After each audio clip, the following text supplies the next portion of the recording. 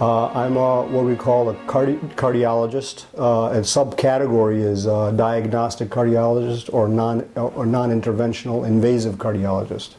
And I've been in that field since 2004, right after my graduation from fellowship in Chicago, Loyola University, Chicago. Benefit of coming to a small practice, I joined Dr. Gandhi in 2004. And there's a little bit of a story behind that as well.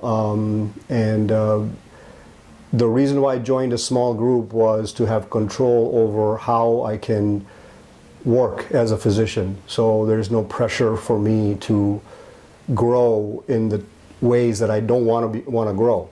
So for me to join a young group, I had to sort of model myself to a physician that I admired.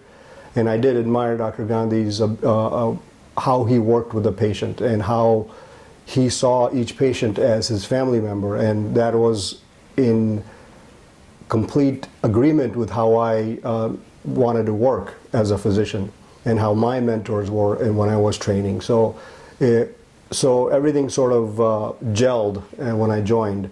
And typical ratio when you first join a practice is that 70% of the doctors typically quit and move on to another practice, but that wasn't so for me. We're definitely at the forefront of technology. But you have to be really careful how you use technology, because at the end of the day, you're treating a human being that's in front of you.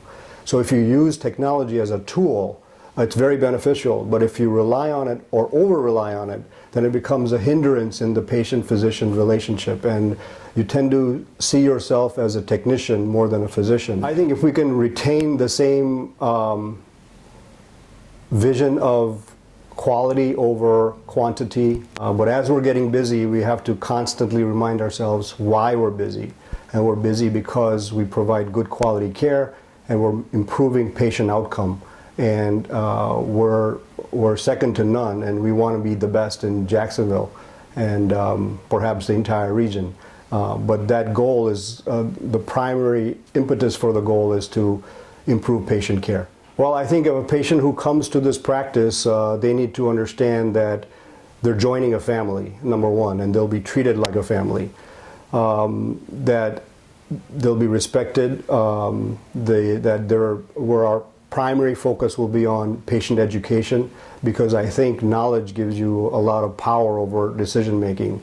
And there's so much technology out there, and there's so many innovations, you really need a physician advocate for you.